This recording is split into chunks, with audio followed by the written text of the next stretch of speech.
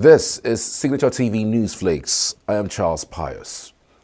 Abia State Governor Alex Otti has uncovered a scandal involving the alleged looting of 10 billion naira for a non-existent airport project during the previous administration led by Governor Ibazu. Otti has initiated a move to recover the funds, sparking widespread reactions on social media and raising questions about the transparency and accountability in Nigeria's use of public funds. We are following this story for you and will bring you details as things unfold. Telecommunications companies are expressing concern over possible disruptions in connectivity because of the ongoing construction of 700-kilometer Lagos-Calabar Coastal Highway. This is coming barely 48 hours after MultiChoice alerted subscribers of a 3-day technical downtime. The telcos expressed their concern on Sunday, emphasizing the vital role of telecommunications service and the effect of possible anticipated technical disruption, even as demolition of numerous properties and recreational centers in Lagos to expedite the construction of the highway. The police in Enugu have arrested 3 persons suspected to have masterminded the killing of 2 policemen and 3 members of the Neighborhood Watch group in Iga, Uzowan, local government area of Enugu State. The public relations officer of the command, Daniel Ndukwe, disclosed in a statement on Sunday that the unprovoked attack occurred when a combined security team, including 3 police officers and 4 members of the Neighborhood Watch group, escorted a group of investors from Lagos on a tour of the proposed agricultural site in the area, but were ambushed.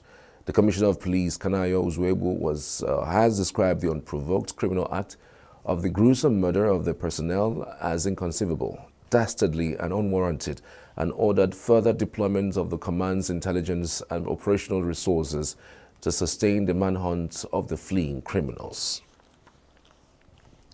Chadians are going to the polls on Monday to elect a new president aimed at ending military rule, but dismissed by opponents of junta leader Mahamat Idris Deby as a fix following violent repression.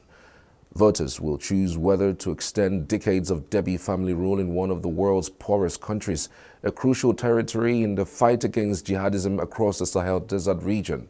Voters will choose whether to extend decades of Deby family rule in one of the world's poorest countries, a crucial territory in the fight against jihadism across the Sahel Desert region. They have the chance to opt instead for Deby's own Prime Minister, Success Masra, denounced as a stooge by critics in the absence of any other serious challenges.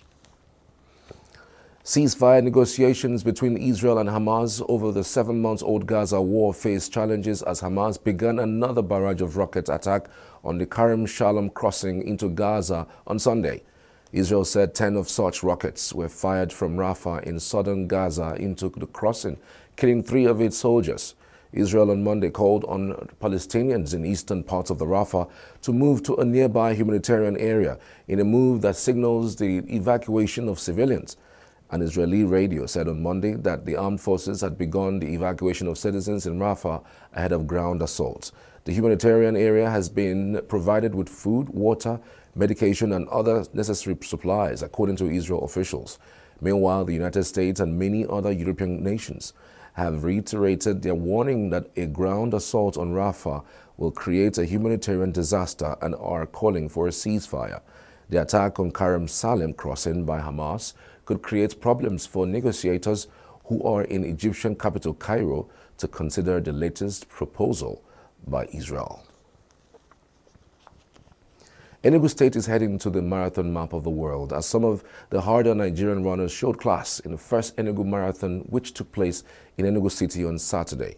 Enugu State Governor Peter Mba made a promise to the athletics community that his government will take the marathon to a world-class level.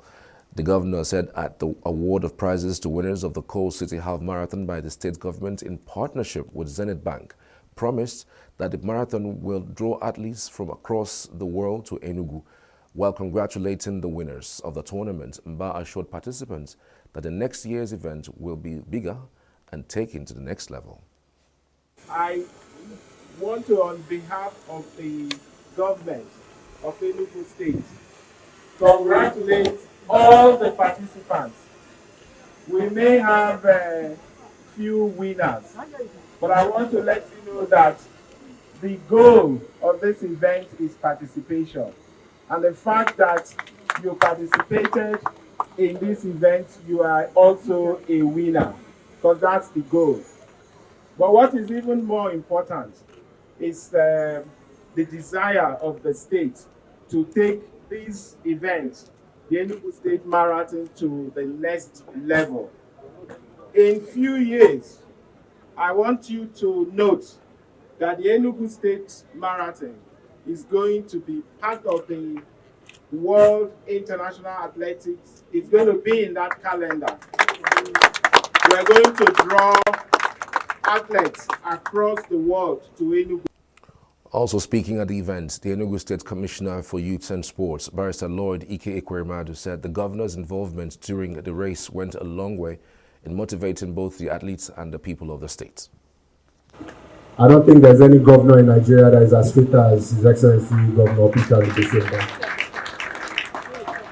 If you doubt it, you can ask the security operatives. They struggled, as did I. So, but we are here. We're very impressed and we're very grateful, sir. Thank you for making this happen. In her contribution, the Zenith Bank representative, Njideka Aro, applauded the governor for his good leadership and thanked him, while thanking him for the opportunity given to Zenith Bank to partner with Enugu State government in organizing the marathon. In less than 1 year, with the governor taking the mantle of leadership, that road has reasonably been tagged. So, Your Excellency, we appreciate your good work. We see good leadership, we see good governance, we see action, we see impact. You don't need to go too far to see it. Once you step out on your street, on your road, once you step out on your street, on your road, in your area, you will see it. So really, we are happy and we appreciate the opportunity and the privilege to partner with you. Yeah. We want to thank you for this opportunity, and we want more opportunity to partner with you, really. The event, which was a half marathon, saw Mr. Francis James from Plateau State emerge as the winner, going home with the sum of 1 million naira. Mr. Ismail Sajo from Cross River State, who took the second position, went home with a sum of 500,000 naira, while Netfort Matthias from Plateau State came third, going home with a sum of 300,000 naira.